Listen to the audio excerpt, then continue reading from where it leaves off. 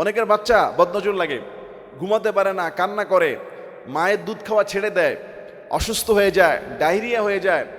বিভিন্ন কারণে হতে পারে মানুষের বদনজরের কারণে, হতে পারে কোনো খাবারের মধ্যে ঝামেলা থাকার কারণে।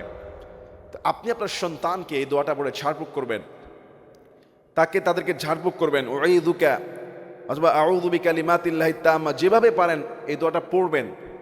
তাকে তার মাথায় হাত রেখে পড়তে পারেন, তাকে এই দোয়াটা পড়ে ফু দিতে পারেন, তাকে উদ্দেশ্য করে আল্লাহর কাছে এই দোয়াটা পড়বেন। আউযু বিকালিমাতিল্লাহি তাম্মাতি মিন কুল্লি শাইতানি ওয়া হাম্মাহ ওয়া মিন কুল্লি আইনিন লাআম্মাহ।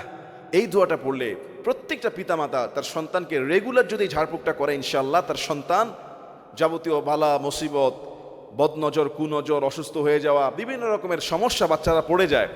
আল্লাহ দেখা গেছে তারা পুকুরে পড়ে যায়, অনেক সময় রাস্তায় দুর্ঘটনার শিকার হয়ে যায়। সেদিন দেখলাম এক জায়গায় এক শিয়াল সন্ধ্যাবেলা বাড়ির উঠান থেকে ছোট্ট বাচ্চাকে নিয়ে গেছে এবং পরে এক খালের মধ্যে তার মৃতদেহ পাওয়া গিয়েছে। কত রকমের মুসিবত গ্রামে গঞ্জে, প্রত্যেকে শহরে আমরা এই দোয়াটা মুখস্থ করবো। আল্লাহ, তুমি তোমার কালামের উসিলায় আমাদের সন্তানগুলোকে হেফাজত করে দাও। আল্লাহুম্মা আমিন।